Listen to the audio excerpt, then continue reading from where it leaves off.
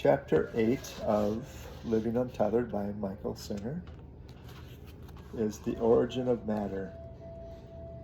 If you study the origin of matter, you'll find that scientists throughout the world pretty much agree on a basic model of creation. They have an understanding that about 13.8 billion years ago, there was a giant explosion called the Big Bang. Prior to this explosion, it is thought that all the galaxies and everything within them, all the mass and matter of the universe, fit into a space smaller than an atom. This is modern science speaking, not some crazy theory.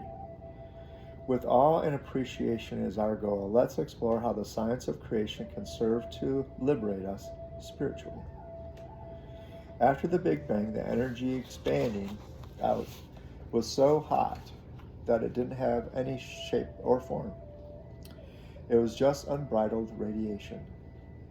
Within a fraction of a second, subatomic particles began to form from this energy field.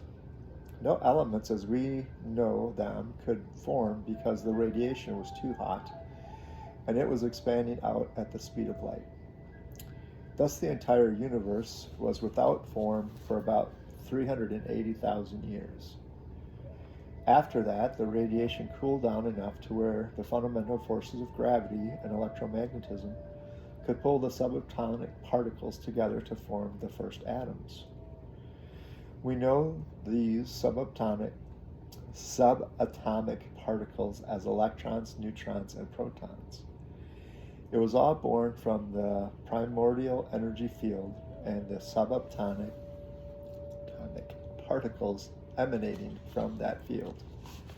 Modern science calls this the quantum field, and quantum physics is the science that studies these subatomic particles and how they create matter as we know it.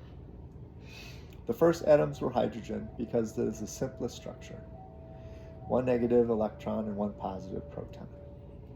Because of the force of magnetism, these particles attracted each other to form an atom. As hydrogen atoms began to form, masses and masses of thick hydrogen gas clouds accumulated. As these clouds thinned out, subatomic light particles called photons started to escape, and that was the beginning of light as we know it.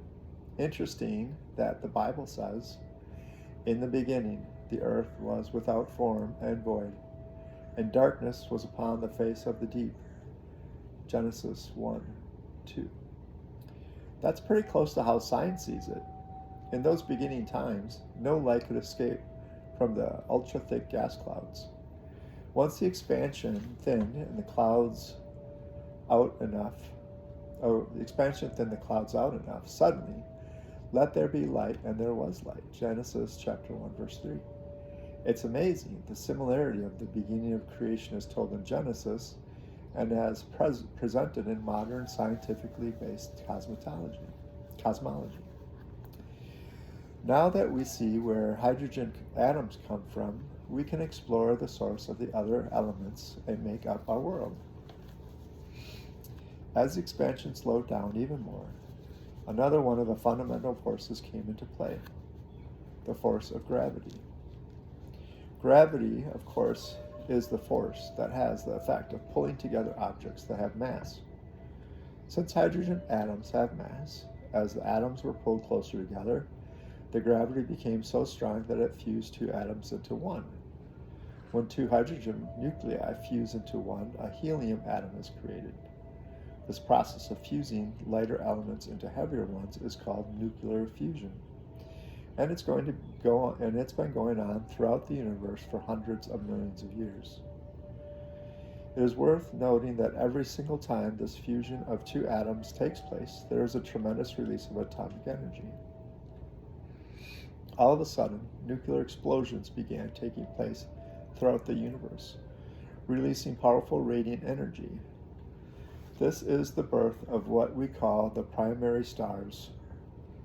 A star is born by the fusing together of hydrogen atoms, which releases tremendous amounts of energy and leaves helium atoms as its byproduct. You can think of helium as the ash left behind by the hydrogen fusion process. Wherever the clouds of hydrogen gas were thickest after the Big Bang, the first primary stars started to burn. That is literally where stars come from.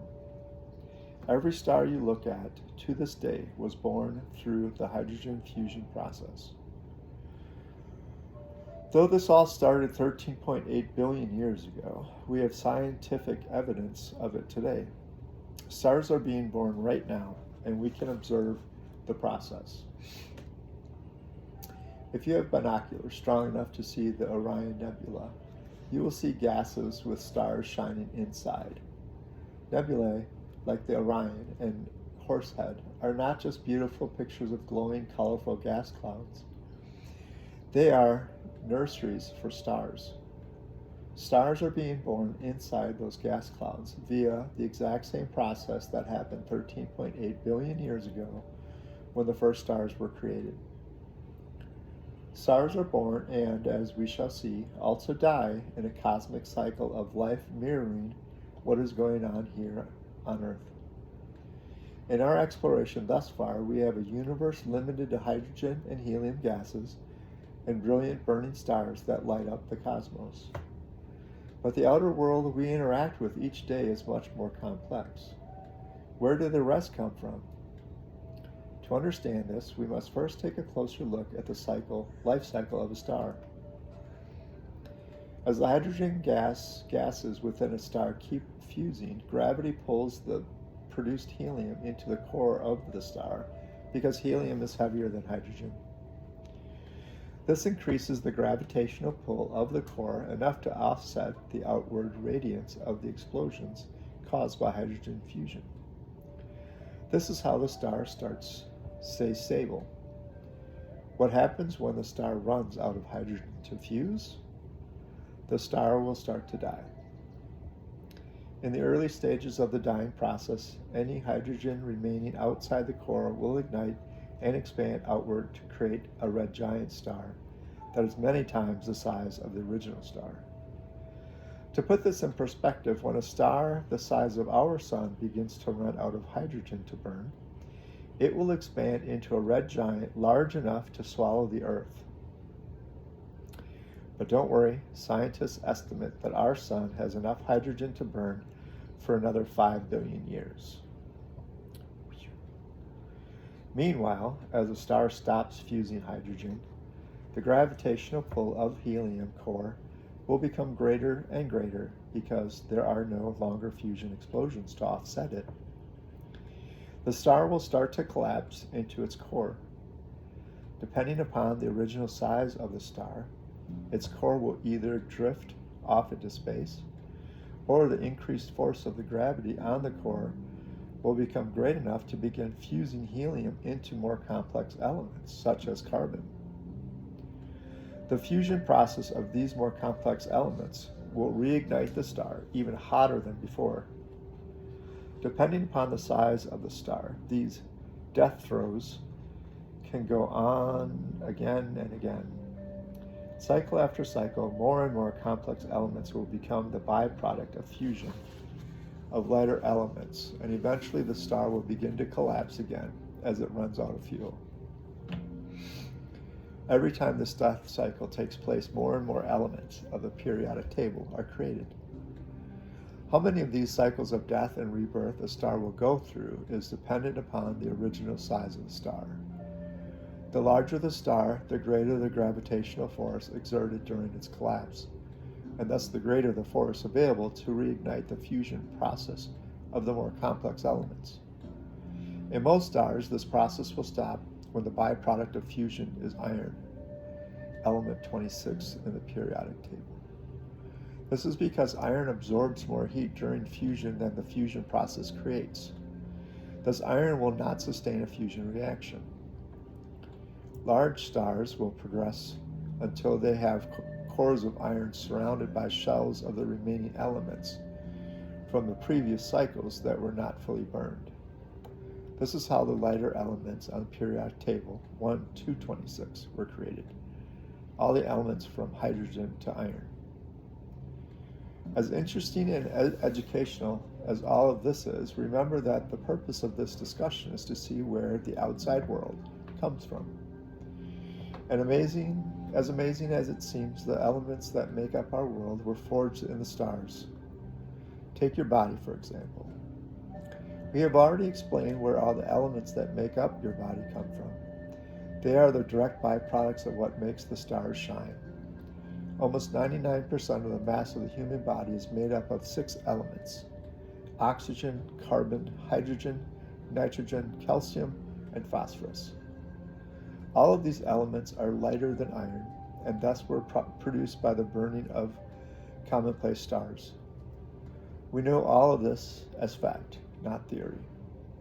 Scientists have studied stars at all stages of the stellar life cycle, and we know what they are made of.